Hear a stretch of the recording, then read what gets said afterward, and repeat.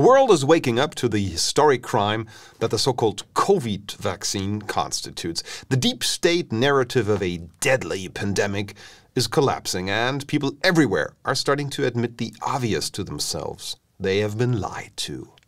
The latest horrific truth being that the Pfizer-BioNTech substances are also heavily contaminated with bacterial DNA, which is very likely a cause for the surge in cancer rates we are seeing everywhere in the world.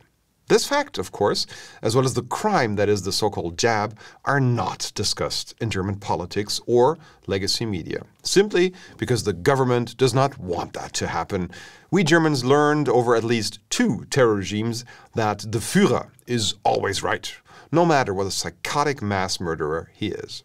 So while the rest of the planet discusses the consequences of the massive DNA contamination in Pfizer-BioNTech COVID vaccines, German legacy media bluntly denies it.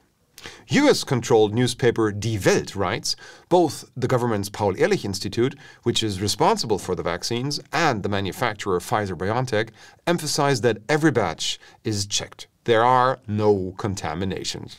Germany's health minister Karl Lauterbach, a heavy propagator of lockdowns, mask and vaccine mandates, continues to advertise these substances in mass media almost daily. In one of his latest appearances, Lauterbach went so far as to berate internationally renowned epidemiologist John Ioannidis as a, quote, failed and irrelevant scientist who is seeking attention by spreading misinformation. As usual in German TV shows, neither the host nor the guest of the show intervened. Of course not.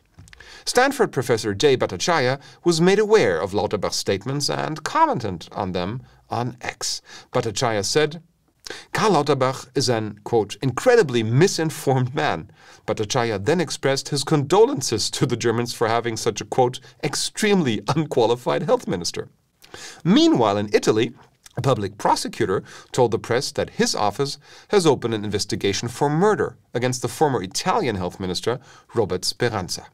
Speranza and the head of the Italian vaccine authority are charged with murder because they falsely stated COVID vaccines are safe and effective, also for the treatment of the elderly, a statement that had and has no basis.